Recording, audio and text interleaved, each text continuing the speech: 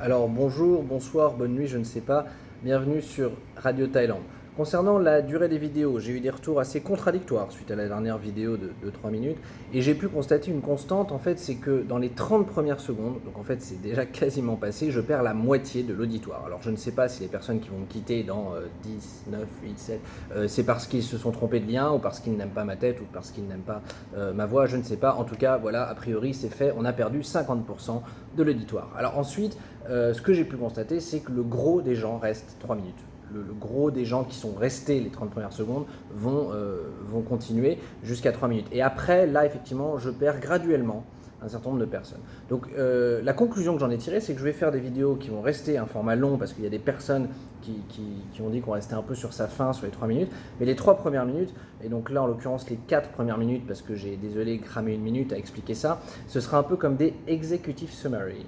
Ce sera les idées fortes finalement, ce qu'il faut retenir de la vidéo. C'est un peu la conclusion avant le développement.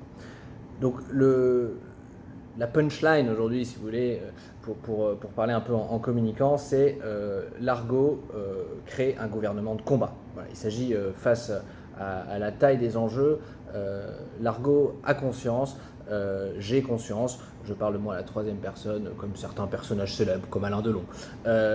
L'Argot a conscience qu'il devra être bien entouré de personnes qui ont du poids, de l'expérience et la capacité de mener un projet hors norme. Donc, projet hors norme, équipe hors norme, démarche hors norme, je propose de nommer des personnalités de haut niveau au poste sur des sujets qui seront leurs sujets de prédilection, les sujets où elles sont le plus impliquées, le plus à l'aise, d'une certaine manière, le plus passionnées. Donc Le Pen à l'intérieur, ça va couler de source. On développera tout ça en partie deuxième de la vidéo. Hein. Donc Le Pen à l'intérieur, voilà, proposition, Marine Le Pen, ministre de l'Intérieur. L'Argot mène, alors vous le connaissez moins, mais Jean-Paul Garot à la justice. Donc parce qu'il va bien avec Le Pen, vous comprendrez, c'est un peu un duo. C'est un peu Le Pen-Garot à l'intérieur et à la justice.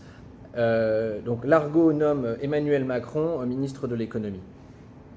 Bon, pas besoin de en rapide, hein, il s'y entend un peu en économie, Emmanuel, quand même, il faut lui rendre ça. Et puis, il sera dirigé, il aura des missions. Ce ne sera pas Emmanuel qui fait ce qu'il veut, ce ne sera pas le projet d'Emmanuel. Hein, ce sera le projet de l'Argot qu'Emmanuel, au service duquel Emmanuel mettra tout son talent, s'il l'accepte. L'Argot nomme à la tête alors d'un grand ministère, hein, d'ailleurs, j'ai commencé par Marine et Emmanuel, mais il se peut que ce soit bien Nicolas Sarkozy qui soit le numéro 2 du gouvernement, à la tête d'un ministère tout nouvellement défini, qui sera un ministère des Affaires étrangères et de l'écologie. Voilà. Puisqu'on va enfin se mettre en tête que l'écologie est un sujet qui doit être traité à l'échelle internationale et non pas entre nous ici en France. C'est une espèce d'ambassadeur du projet Croître autrement. Voilà. Et pour ça, Nico, je te fais confiance. Tu as prouvé ta capacité à négocier, à peser aux plus hautes sphères de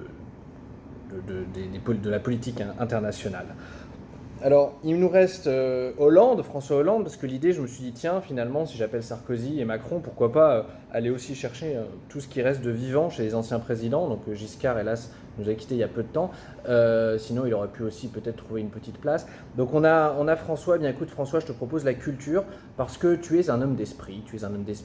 On ne connaît peut-être pas assez ton humour. Voilà, tu as craqué pour une actrice, hein, donc sans doute ça montre aussi une certaine attirance vers le milieu du cinéma.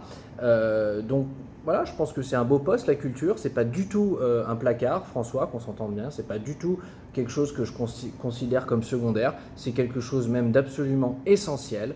Et avoir un ministre de la culture qui soit un poids lourd, comme toi, François, puisqu'on peut dire ce qu'on veut et on peut avoir raillé un certain nombre de choses pendant ton quinquennat, tu restes, qu'on le veuille ou non, un ancien président de la République.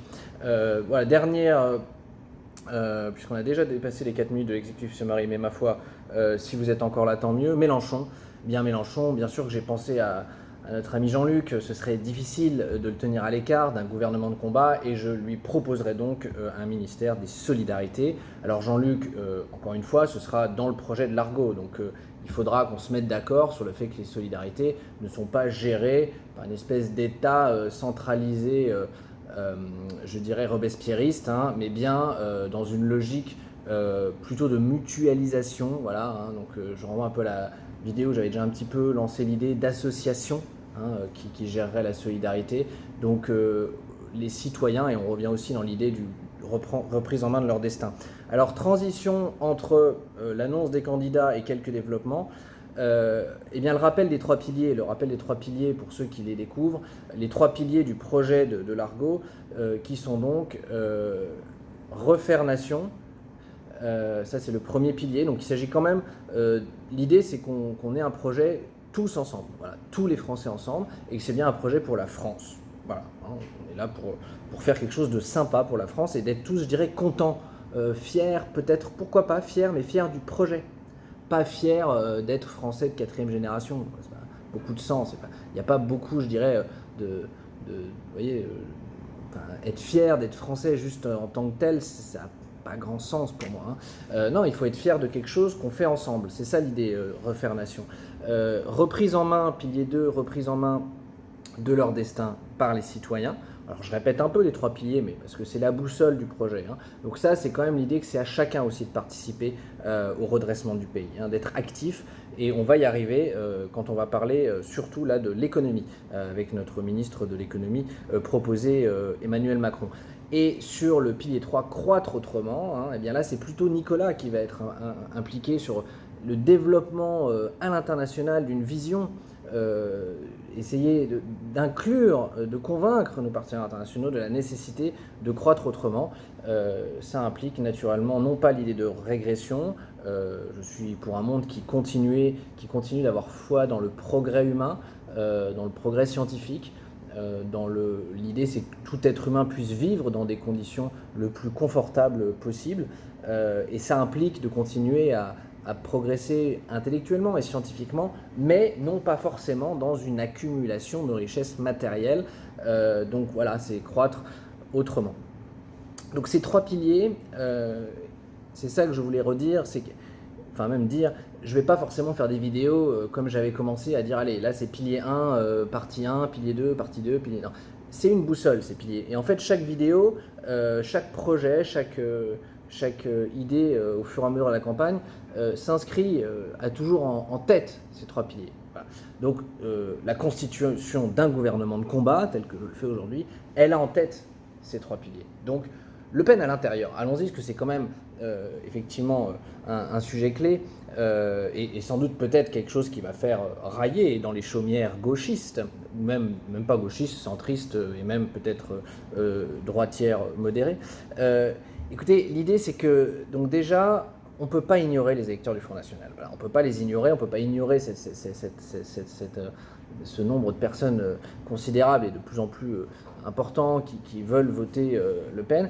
Et je suis aussi... et on ne peut pas juste les accuser de bêtises, voilà, on ne peut pas juste dire ils sont cons.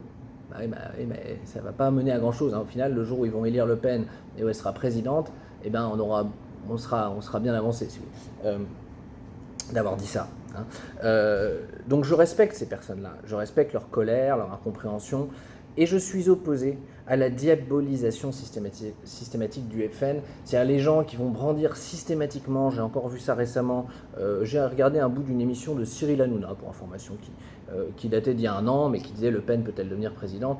On y avait des spécimens, comme la personne interrogée, bon peu importe, une vieille dame de 76 ans qui avait fait Woodstock et qui avait voté Mitterrand et puis qui maintenant vote Le Pen, des gens dont parfois la cohérence intellectuelle est à questionner, mais elle fait partie des Français, et finalement je respecte aussi cette dame, et peu importe son parcours, aujourd'hui elle veut voter Le Pen, bon, et donc quelqu'un a brandi dans cette émission l'éternelle phrase de Jean-Marie Le Pen, que les chambres agacent, sera un détail de l'histoire. Ça m'agace. À un moment, on ne peut pas éternellement... Si c'est ça combattre le Front National, d'ailleurs, ça a prouvé déjà son inefficacité. Ça va, Jean-Marie, il a dit ça un jour, on le sait très bien, pour provoquer. Moi, je n'ai jamais, d'ailleurs, soupçonné Jean-Marie Le Pen, sincèrement, d'être un fasciste avec une volonté d'extermination des Juifs. Enfin, il faut arrêter, quoi. Et de même, j'ai vraiment aucun soupçon... Je pense pas, sincèrement, je pense pas que Marine Le Pen soit quelqu'un de raciste, vous voyez. Et donc je pense que c'est tout à fait improductif de jouer cette corde-là, de systématiquement se boucher les yeux et les oreilles dès qu'on parle Front National en disant ah, en brandissant le retour du fascisme. Enfin, c'est absurde, c'est contre-productif. Donc non, ce qu'il faut, c'est écouter déjà, écouter le Front National. Et quand ils disent des choses qui font sens, bah, c'est peut-être quand même y réfléchir. Quand ils vont trop loin, bah, justement, c'est le faire remarquer. Et là, je vais prendre un exemple. Je voulais prendre un exemple. Parce que j'ai regardé, je mets le lien sous la vidéo, la proposition de loi du Rassemblement national, il s'appelle comme ça maintenant, sur la lutte contre l'islamisme. Bien, écoutez, déjà dans les 5 premières minutes, j'ai pas grand-chose à redire. Là, je parle de cette vidéo, là, je vous demande de la regarder. Hein. Je cautionne pas tout ce que dit Marine Le Pen tout le temps. Je cautionne pas tout ce qu'est le Rassemblement national tout le temps, sur tous les sujets. Mais là, sur ce sujet précis, déjà, j'ai trouvé que Marine s'exprimait très bien. Très beau début de discours. Le seul moment où justement je veux mettre un bémol, c'est quand elle arrive sur la comparaison avec une guerre mondiale. Je pense, Marine, qu'il faut raison garder, notamment en regardant les chiffres. On peut parler d'un défi de civilisation, si tu veux, mais bon, une guerre mondiale, c'est des millions de morts. Là, on en est à quelques centaines, qu'on le veuille ou non. Les morts des attentats terroristes en France, c'est quelques centaines de personnes. Donc il faut quand même raison garder. Je ne vois pas l'intérêt, si tu veux, et je ne trouve pas que ça serve d'ailleurs l'ensemble du discours, que d'amener comme ça. Et c'est là que ça, c'est quelque chose que je vais reprocher à l'extrême droite. Quand on veut à un moment donné, par des mots comme ça, c'est réveiller l'instinct, les instincts que je préférais qu'on ne réveille pas en fait, des gens en général. Ah là oui, la guerre, c'est la guerre. Non. En revanche, le reste, franchement, à part ça, y compris donc après le développement de Jean-Paul Garot, c'est là que je me suis dit, tiens, j'ai regardé le parcours de Jean-Paul Garot, qui était avant un député UMP, donc voilà, il est devenu Rassemblement national, mais il a une vraie carrière dans la magistrature, juge d'instruction, il est président de, je ne me souviens plus par cœur, quelle association de magistrats, et je me dis, voilà, ça, ce gars a un vrai parcours dans un domaine que pour le coup, j'ignore tout à fait, qui est celui de la justice, donc en tant que président, encore une fois, je donne le cap, mais je place des gens compétents au poste qu'il faut. Donc pour régler, justement, traiter, s'attaquer de manière vigoureuse au problème de l'islamisme radical tel que présenté dans cette vidéo, ou d'ailleurs dans son début de discours, Marine évite tout à fait l'amalgame avec la religion islamique. Écoutez, il n'y a rien à dire. Les 3-4 premières minutes de son discours, vraiment, j'ai rien à redire. Donc c'est là qu'il faut écouter, il faut être honnête, dire bah là oui, là elle formule bien le problème. Elle formule bien le problème. Donc le problème c'est qu'elle va être certainement, là j'imagine, dans les médias anti-machin, on va prendre juste la partie où elle parle justement de guerre mondiale et tout, et dire regardez, ils excitent les haines. Ouais, mais il y a des idées intéressantes aussi. Il y a des idées intéressantes. Et donc derrière, on a Jean-Paul Garot, puis un élu marseillais qui développe des aspects, des exemples assez concrets, où il est difficile de dire que les mecs disent n'importe quoi.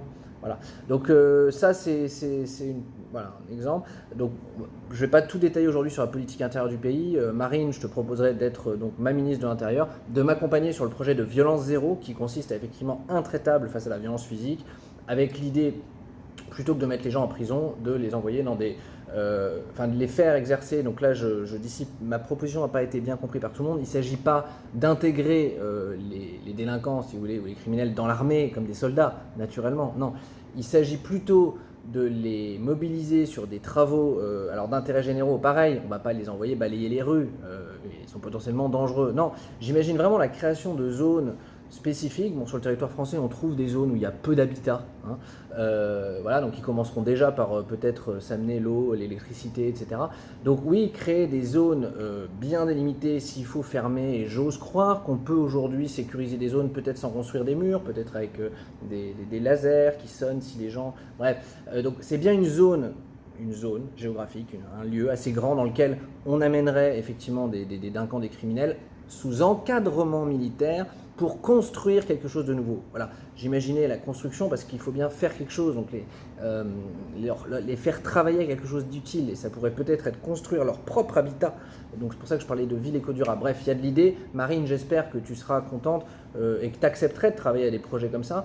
Donc l'idée, c'est de dire, voilà, toi, ta thématique, c'est lutte contre l'islamisme, lutte contre l'insécurité, et on pourra parler d'immigration volontiers, comment on peut effectivement mieux la contrôler, mieux l'organiser. sans aller trop loin dans certains excès. Mais là-dessus aussi, je pense que souvent, on prête beaucoup plus d'excès en fait au Front National qu'ils n'en ont. C'est que, alors c'est là qu'elle a parfois sur les plateaux télé, Marine, bon, tu fais ton boulot, tu as quelques propos un peu exagérés, mais quand on regarde finalement quand on regarde plus des débats ou des propositions du Front National, il n'y a jamais rien d'aussi grave que ce qu'on vous reproche souvent. Mais donc ton sujet c'est ça, Marine, tu te concentreras là-dessus, et justement sur l'économie, où tu as quelques faiblesses, comme l'ont montré le grand débat, où tu t'y fais quand même atomiser par notre ami Emmanuel sur ce sujet-là, eh bien je préférais qu'Emmanuel, si tu veux, s'occupe des sujets économiques. Mais alors Emmanuel, voilà, je te dis, on va s'inscrire aussi dans un projet qui sera le projet de l'Argot. Donc il ne s'agira pas de mettre en premier lieu les intérêts de tes amis patrons du CAC 40, chose que tu as fait, qu'on le veuille ou non, que tu le reconnaisses ou non. Je crains que ce soit quand même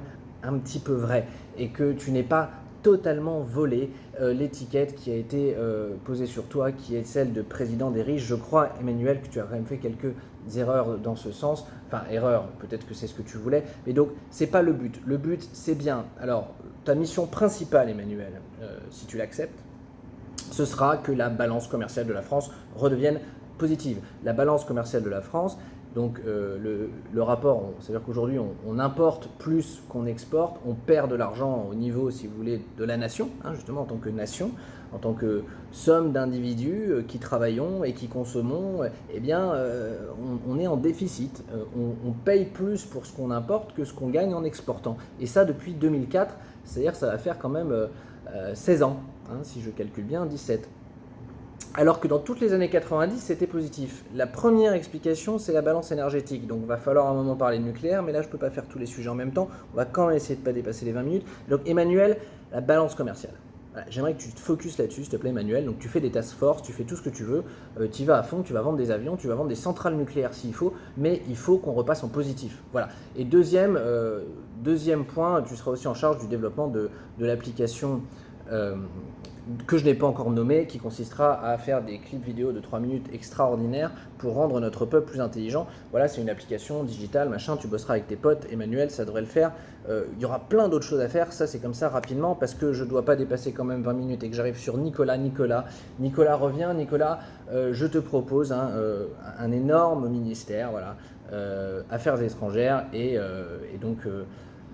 croître autrement, écologie, ce qu'on veut, mais tu vas aller défendre le projet ambitieux de la France, d'une nouvelle croissance, et qui doit remettre en cause fondamentalement les bases du capitalisme tel qu'il fonctionne aujourd'hui, qui est beaucoup trop mesurable, et donc qui n'a d'objectif que la croissance mesurée par... Finalement, aujourd'hui, la croissance, elle est mesurée par beaucoup trop, en tout cas pas toujours, mais beaucoup trop, l'augmentation physique, matérielle des richesses. La croissance est trop corrélée à une consommation effrénée d'énergie et de ressources naturelles. Voilà, donc ça, Nicolas, je veux qu'on bosse ensemble là-dessus, et je pense que tu es la bonne personne pour aller m'accompagner, parce que je viendrai, pas toujours, mais au moins, par exemple, première fois chez Xi, j'y ai pensé, j'ai une vidéo où je raconte comment je me verrais aborder Xi Jinping la première fois. Bien voilà, tu viendras avec moi, Nicolas, premier déplacement, on y va tous les deux. C'est vrai que ça confortera un petit peu quand même la crédibilité du déplacement. Donc ça va faire un peu long, j'ai pas envie de développer vachement sur Hollande à la culture et Mélenchon aux solidarités, on le refera peut-être pas. N'y voyez pas de la condescendance, François et Jean-Luc, mais c'est vrai que passer 20 minutes, c'est long quand même pour les gens. On aura compris l'idée, je l'ai déjà dit au début, François, je vois la culture comme un élément essentiel, donc on mettra le paquet, François, on mettra du budget. Et puis, pour le coup, Jean-Luc, tu n'auras pas beaucoup de budget pour les solidarités, je suis désolé. En revanche, il va falloir faire comprendre aux gens que c'est à eux de s'occuper de la solidarité, voilà, que c'est à chacun de mettre un peu la main au portefeuille, on y reviendra, là ça fait long, mais donc je vais pas exploser les budgets de redistribution, non c'est pas au projet ça, c'est pas au programme. En revanche, mettre dans la tête que la solidarité c'est l'histoire de chacun et qu'on a besoin de solidarité, ça oui, je pense que Jean-Luc tu pourrais être un ambassadeur parfait pour ce sujet-là, voilà. Bien écoutez, on arrive aux 20 minutes, j'espère que cet épisode vous a convenu, d'ailleurs je vais raccrocher si quelqu'un rentre dans la librairie, bonjour, bonsoir, bonne nuit, je ne sais pas.